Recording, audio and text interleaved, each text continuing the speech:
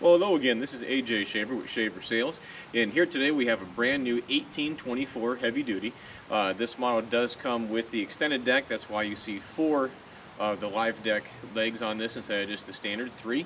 The customer down in Maryland wanted this for doing some longer wood, so with the 4th leg it makes it really easy to do the 24-foot stuff. So with that, let's do a little walk around and I'll show you what it's all about. Alrighty, so as I said in the intro, this is the extended frame model, and if you look at this, you'll see the weld is right about in here. It does add an extra, 4 feet or so. So this is the weld that marks the extended frame model. So everything from that weld to the right is what's considered extra. So you get the 4th leg on this. And it does come standard with the 3, and when you saw the other videos that we have out there, we do have the diesel version, and that customer opted to just go with the standard live deck instead of the extended frame. And this will very, very easily handle anything 20 foot, 22 foot, 24 foot. And I know, like with ours, we have the 3 legs, and it'll do the longer stuff, but you do have to have the trunk end or the butt end up on the table facing the splitter. That way majority of the weight is on the live deck. This one, I don't really think it's going to care what direction the heavy end goes, just because you're so long on this that outside leg becomes, the fulcrum for everything kind of teetering back and forth a little bit. Standard controls on this for the 1824s. Going to give you a little look here at the panel.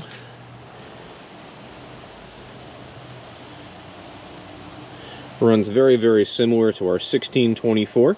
One nice upgrade that starts off at this level at the 1824 is the last log holder. So this will do, in that 22-inch, 23-inch kind of category. So instead of us reaching in to grab that last log being that big around, this table sweeps up, lines right up with the infeed deck, holds that last log, and then you cut off, everything will drop back in and run it from there.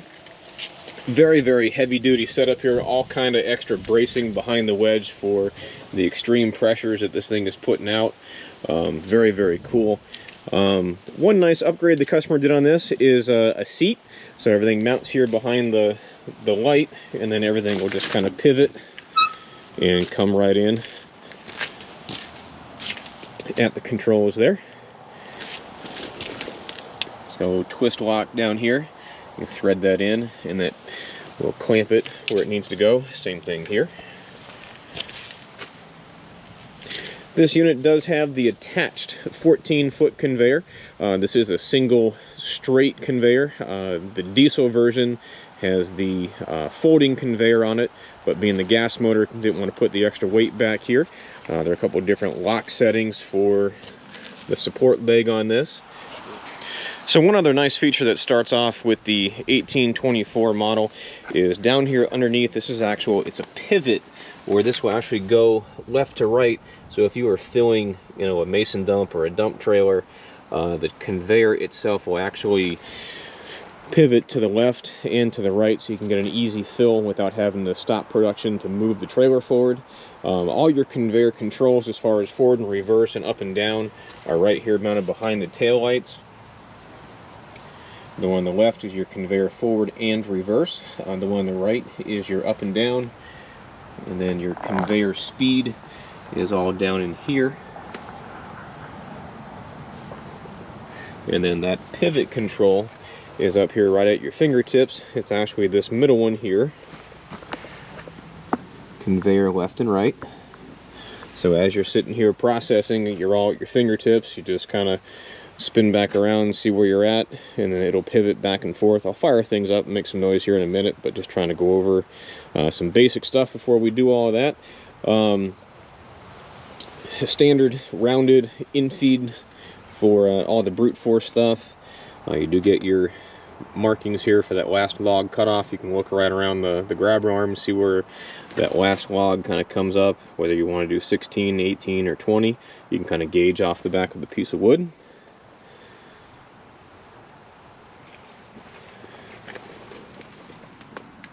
Nice big hydraulic tank, sight glass with built-in thermometer. So again, as you're sitting at the controls, you can kind of look forward and see if there's any kind of an issue. hydraulically. A great big 8-lug axle on this. It is a torsion axle.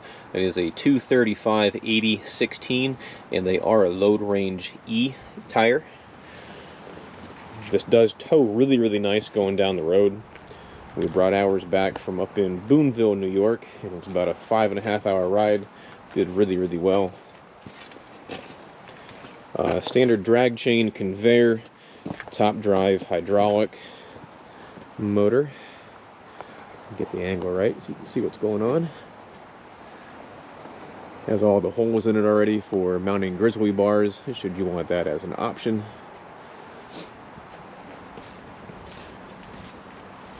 So here's the side shift cylinder here. It works this back and forth. And the great big pivot is up in here.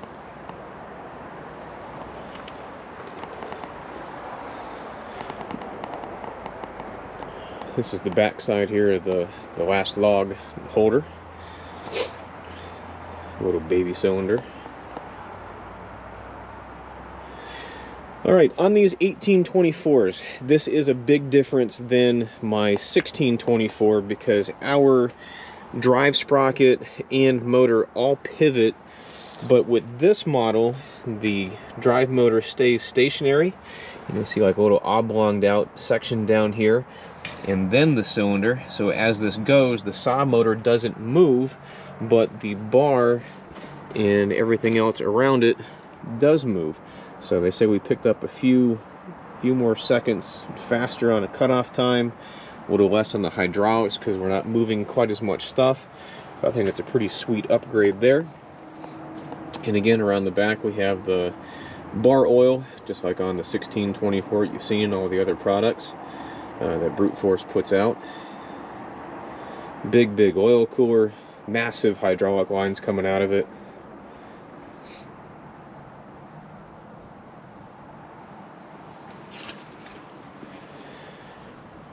And here is the 38 horsepower Kohler V-twin EFI motor. I know I'm probably going to get some slack that we probably should have put the diesel on this, but the customer was on a budget and the Kohler motor gets it done. So I'm really not worried about it by any means. You get a big pump here on the back, runs everything. It's just a single stack pump, so I'm not really worried about performance on this. We're going to drop a couple logs on it and actually see what it does. Everything was tested up at the factory, but we haven't run anything across here at the wood lot.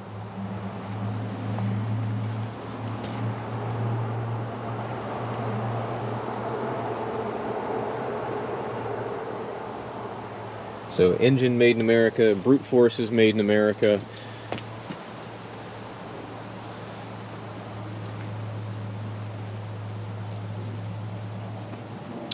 These are the standard lock bars for the conveyor there in the back. It's just with this thing being so tall, we went ahead and put the longer transport bars on this so we can keep everything down.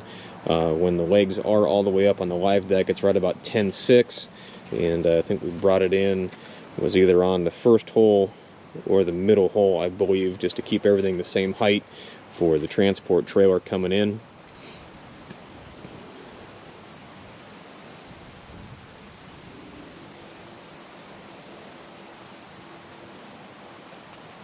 Alright, I'll fire it up here and we'll make some noise and I'll show you some of the different things that it does. Alright, so we'll come on in, pull our chair around, and jump up on here. It's actually pretty nice and soft and comfy.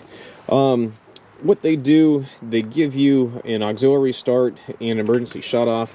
So we'll go ahead and push the shut off in, and this is our start button.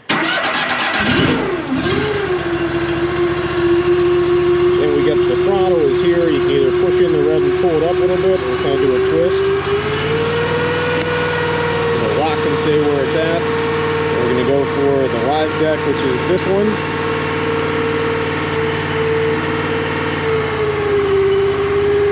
No cables, no winches, nothing like that. It's just all hydraulics.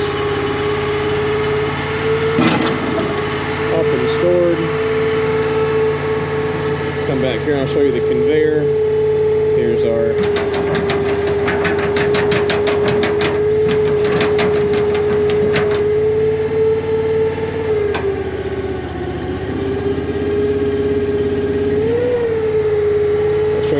side shift.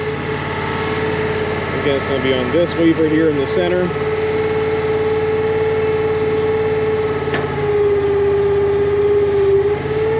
So if you were filling a small mason dump or, you know, a small trailer, just gives you that much more to kind of go back and forth with it, just so you can fill it without having to stop production and move the trailer or the truck out of the way. Pretty cool stuff. Just trying to give the engine time to warm up before I throttle it up the rest of the way to run the saw down. Go ahead and set this back on the ground.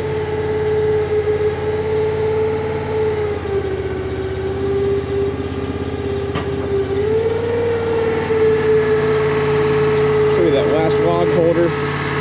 So pretty much your right hand lives here.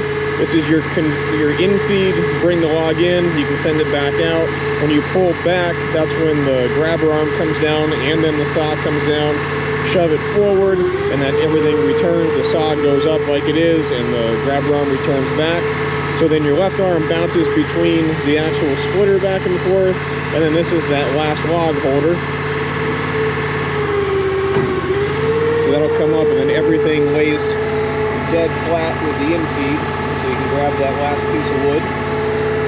Then when the grabber arm comes down, you can go ahead and return that back to its storage position out of the way. Go ahead and fire this up the rest of the way.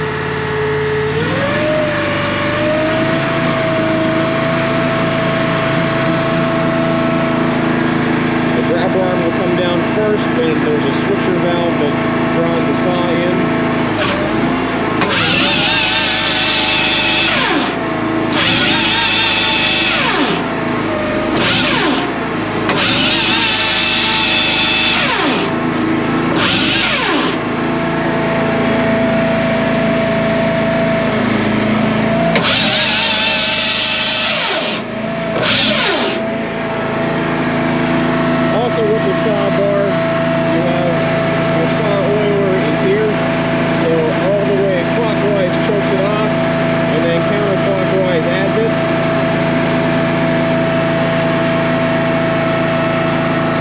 Hydraulic wedge here, so that runs off of the third valve.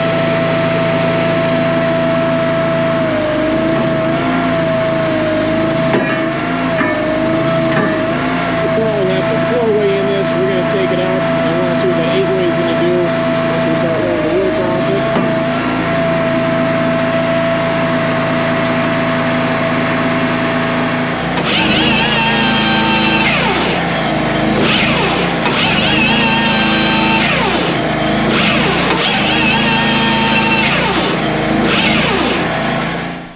$18.24 is on the right, $16.24 is here on the left. $16.24 consists of a double leg live deck as a standard option, extended deck with the third leg. So I did my best here to line things up, hitch to hitch, jack to jack, front to front, just so you can kind of get an overall view of what we have going on.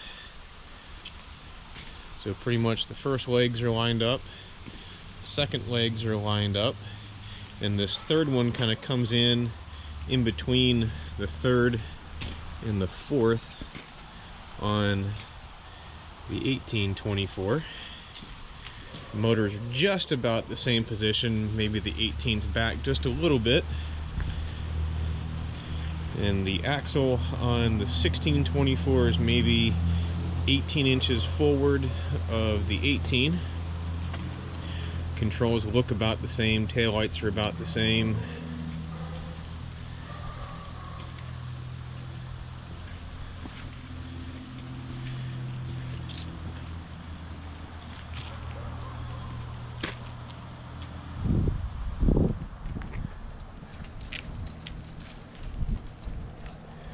Has a single cylinder underneath it for the conveyor up and down.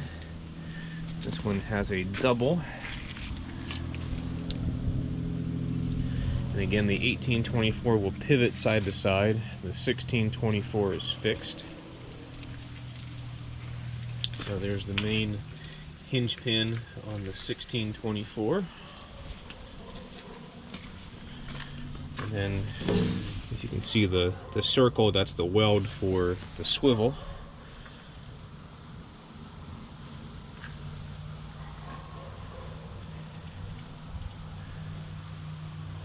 The last log holder. The last log holder is you in your hand.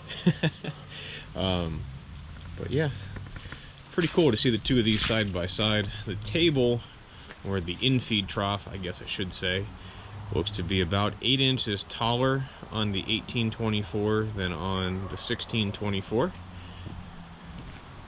See, this is the kind of stuff that I miss without having the firewood expos that, you know, a customer like yourself can't get out here and look at the two pieces side by side. That's why I'm trying to do all these different videos for you, just to kind of show and compare and contrast and all of that kind of good stuff.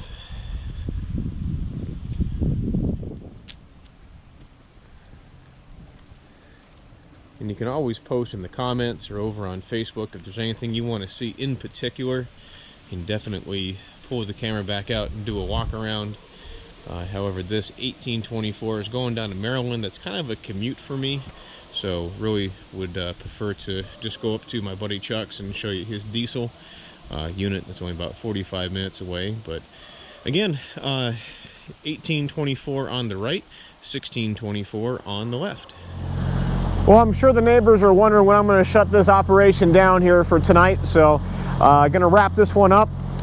The new machine's on its way to Maryland. McKinley just left, and I couldn't be happier with how that thing ran. Cycle time was decent on the splitter. The saw cut great. That 8-way wedge is just an animal. I love that new 8-way wedge. Everything was nice and stepped in there, so you weren't coming up and hitting a hard wall every time. It really handled the wood decent. Once we got it set right, I was really happy with the finished product coming off of it. Only had to throw a few pieces back into it. As you can see behind me, there's 1, 2, 3 bags full. They're 1/3 of a cord each, so that's a full cord of firewood. The conveyor is nice and full, and I think the video is probably going to end up being somewhere around 20 minutes. I won't know until I edit it later on tonight or tomorrow or whatever day here over the weekend. But again, just really happy with how that new 1824 gas motor ran.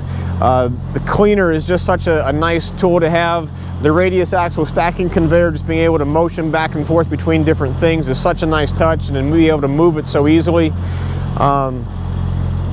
Hopefully it sparked some interest. The walk around video is what it is, you know, with the expos not being around because of COVID. Try to give you guys a pretty decent look into stuff. So if we can ever get you a sales quote, you know, please don't hesitate to ask for one. We do ship nationwide, or you're welcome to come up here and pick one up in person.